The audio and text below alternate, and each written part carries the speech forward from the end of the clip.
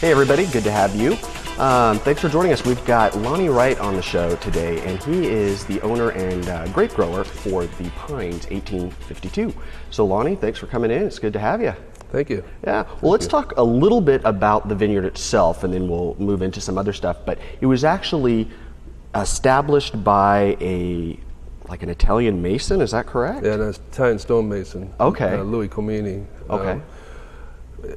At first we didn't know who started it, but after doing some research on it and having some contact with some of his family members, we found out that he's the guy that planted it. Okay. Yeah. And it was one of the very first Zinfandel vineyards in the gorge, is that also Well, correct? I think it's one of the first vineyards in the Northwest, Really? actually. Yeah. Okay. We have pictures of the vineyard taken in 1911. Okay.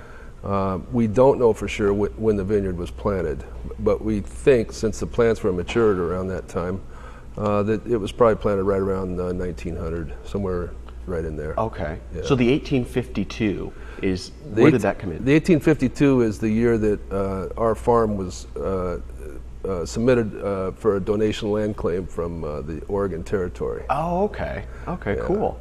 The truth is that there's water rights on the creek from 1851, and I was with some friends of mine, and they said, well, what are you going to call the winery? And I said, well, I'm going to call it the Pines 1851. They said, oh, the Pines 151, huh? So I took a little poetic license and made it 1852. 1852. Good call, good call. But you actually, let's back up even before you got involved with that actual location, you were irrigating vineyards up in Washington, right? Right. And what was that like? Well, it was a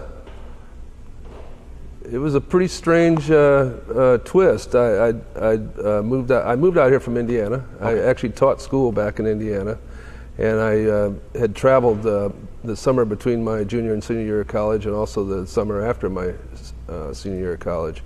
And I just loved it out here in the Northwest. So I moved out, and one thing led to another, and I got work down on this huge corporate farm in eastern Washington, and it was about 5,000 acres.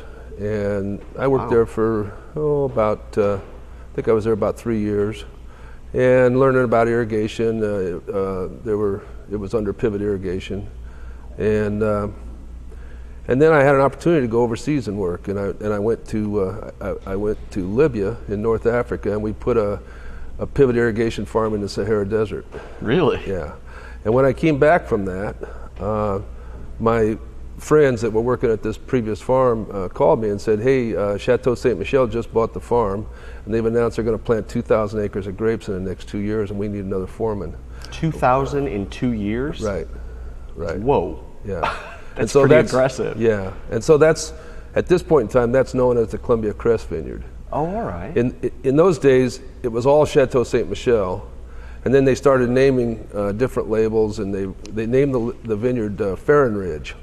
And really? And I remember about a year and a half after the vineyards were planted, maybe 2 years, they had their national sales force come to the farm to kind of see the new planting, this huge vineyard that was unprecedented in the Northwest. And they all were saying, well, where's Farron Ridge? Well, we didn't know where Farron Ridge was either. So it seemed like about 6 months or a year after that, they settled on Columbia Crest. And that's what we all know it as today then. Yeah. So right. yeah, very familiar with Columbia Crest. So was that where you met your wife?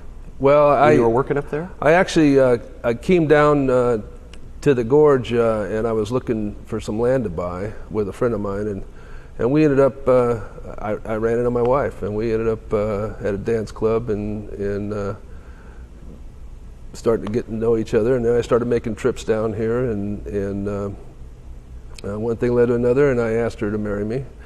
I told her that she was living in Hood River, and I told her that I didn't think that she'd be able to handle eastern Washington and the desert out there, but if she'd give me 1 more year, that I felt like I'd have enough under my belt that I could start trying to put vineyards in on my own and start a vineyard management company. Okay, so she went out there with the promise of, okay, I'll marry you, we'll move out there, I'll do it for a year, and then you're bringing me back. Exactly. Okay, yeah. Okay. And at 11 months, she had the date circled on the calendar, and at 11 months, she had a house ready for me to put the first and last month's rent down on up in the Hood River Valley. So she made it official for you. Oh yeah, it was very official. Yeah. Well, great. Well, when you came back to the Gorge, because you didn't come back to start the Pines 1852, because we'll talk about that a little bit more. Right, I didn't. You got back here, and was work kind of hard to find? And oh yeah, it was. Did you have something lined up when you got here? Well, actually, a fellow that I had met 3 years previously, when I'd been over in North Africa,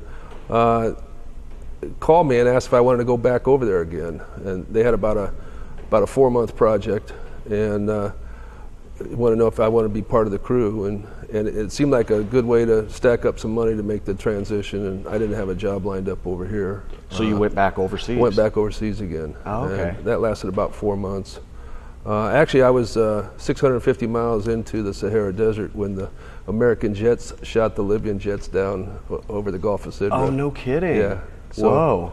So that was pretty exciting. Yeah, yeah. So then you came back here and actually then kind of got the ball rolling on the vineyard, which I want to talk to you about after the break. So yes. Take a quick break, and we'll be right back with Lonnie Wright of the Pines. Stay with us.